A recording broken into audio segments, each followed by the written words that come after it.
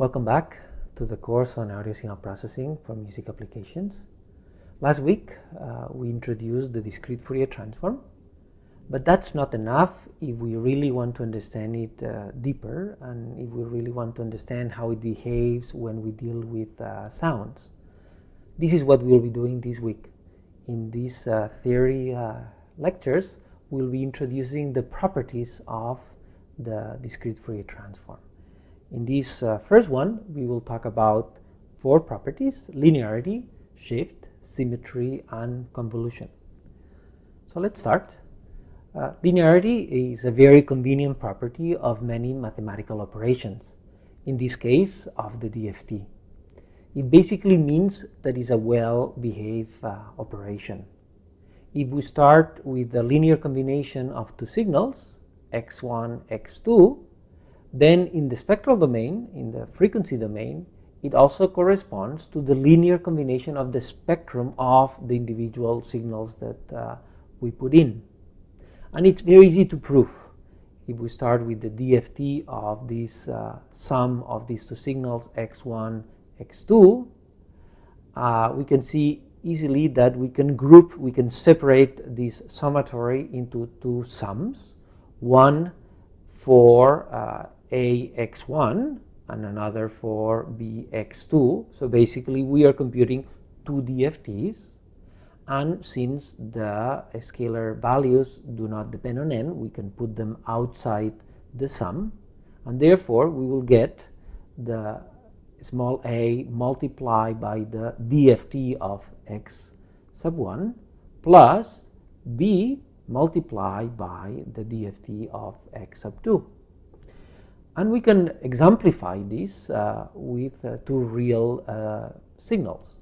If we start with a signal x1 that has a given amplitude and frequency, and another signal x2 which is also a sinusoid with a given amplitude and frequency, we can compute the DFT of these two signals separate.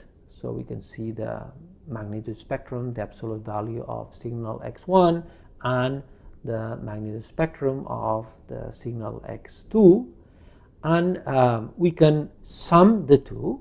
So on the left plot we can see the sum of the two magnitude spectra, but if we had computed the DFT of the sum of these two sinusoids, the result would be the same. So the DFT of summing the x1 and x2 is the same than having summed the two DFTs. And this is basically a result of the linearity property of the DFT. Let's go to another property, the shift one. Shifting means displacing samples of a signal. And in the DFT case, it means that if we shift the samples in the time domain signal, we shift xn by n0 samples, in the spectral domain it corresponds to having the spectrum of the signal xk and then multiplied by a complex exponential. And again, it's easy to prove if we start with the DFT of this shifted signal.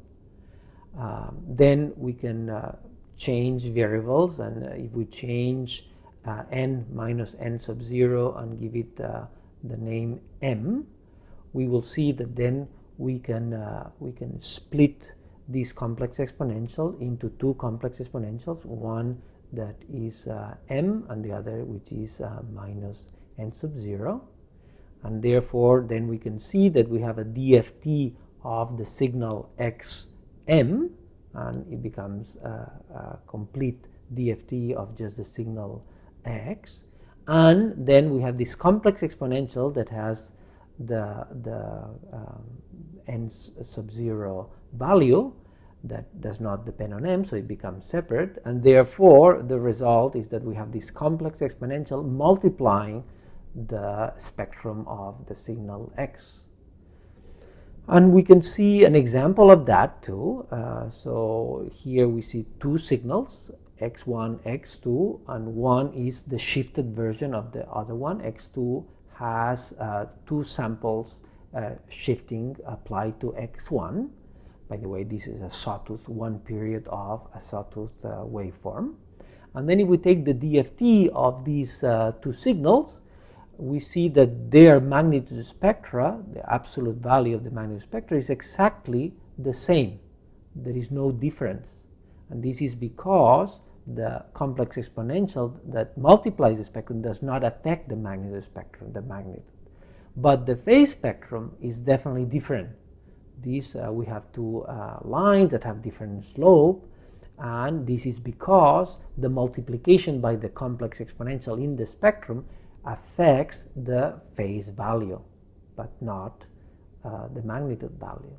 Okay, so this is an exemplification of this shifting property of the DFT. Now let's talk about symmetry.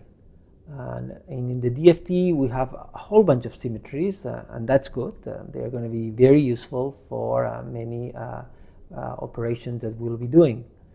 So for example, if we start with a real signal, which is the type of signals that we'll be dealing with, then if we take the DFT of that real signal, the real part of the complex spectrum is going to have an even symmetry, and the imaginary part of the spectrum will have an odd symmetry.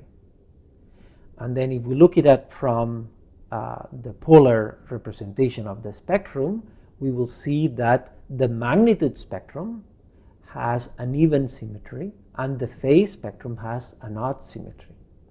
And then if we look at another type of signal, a signal that is also real but at the same time is even, has an even symmetry itself, the time domain signal, then if we compute the DFT of that, then we will see that the real part of the spectrum has an even symmetry and the imaginary part is all zeros. And then again, if we look at from the polar representation, then we see that the magnitude spectrum has the same even symmetry and the phase spectrum is all zeros. And we can see it from this example in which we start from a triangle. A triangle is an even function, and of course it's a real function in this case. And we see these symmetries. We see that the real value of the spectrum is even, and the imaginary part is all zeros, and the absolute value is even, and the angle is all zeros. And we can show these symmetries also in real signals. This is the sound of a soprano, of a vocal sound that we can hear. Okay, so if we take a fragment of this voiced sound, we see that the spectrum in polar coordinates, looking at the magnitude and the phase, can displays these symmetries. The magnitude spectrum displays this even symmetry. The right part is exactly the same than the left part, around zero. So that's a perfect mirror. And the phase has this odd symmetry, which might not be as easy to visualize, but clearly we see that the right part is kind of inverted with respect to the left part. So this is this odd symmetry. And to finish, I want to talk about the property that relates with convolution. So it basically says that if we convolve two signals in the time domain, to time domain signals, then in the spectrum domain, it corresponds to the product of the two corresponding spectrum of the two signals. And again, it's quite easy to prove.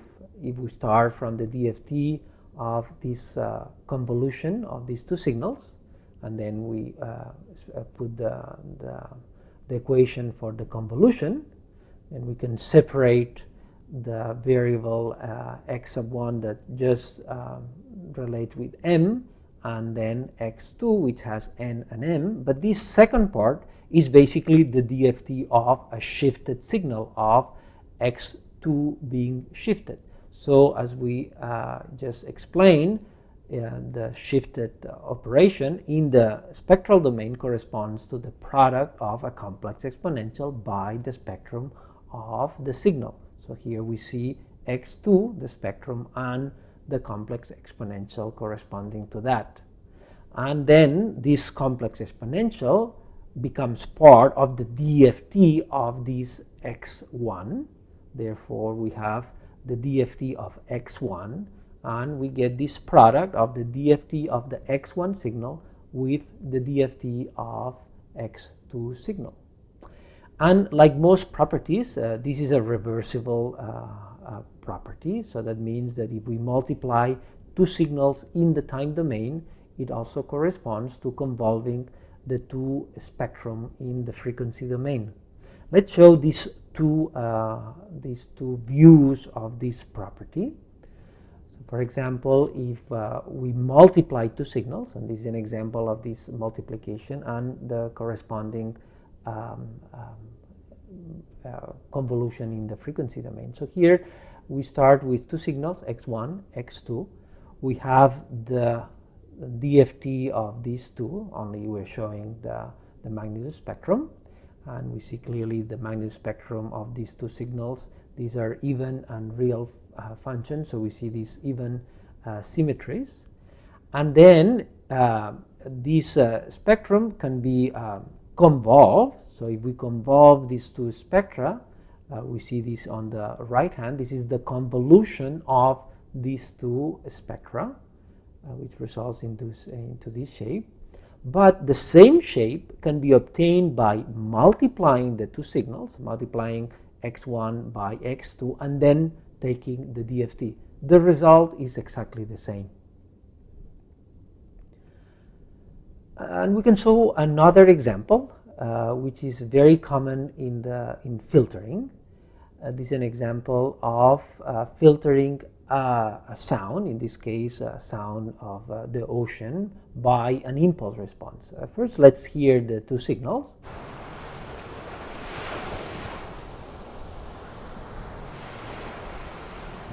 Okay, so this is a sound of a of an ocean sound, so it's a very noisy type of signal. And then we can hear the impulse, this. Okay, so it's a tiny sound, it's an impulse response of a space, and we can then convolve the two to get the filtering operation. This is the standard thing. But in the context of the DFT, we can see the DFT of the ocean sound, capital X1, and the DFT of the second sound, x2. And then this idea of convolution can be done by multiplying these two spectra. So on the right hand bottom, we can see the product of these two spectra, and on the left hand we see the DFT of the convolution of the two input signals. Okay, so basically that means that filtering can be accomplished both in the time domain by convolving two signals, or in the frequency domain by multiplying the two spectra. And that's quite a very convenient property that we can take advantage of on the DFT. Okay, so you can find quite a bit of information about these things in Wikipedia, and especially in Julius' website. There is a very detailed explanation of all these properties and the proofs. The sounds I played come from Free Sound, and of course all this is available under all these open licenses. So this is all for today. In order to understand the DFT in more real situations, we have gone through some of its properties. In the second part of this lecture, we will continue with some more properties. So I hope to see you then. Thank you for your attention.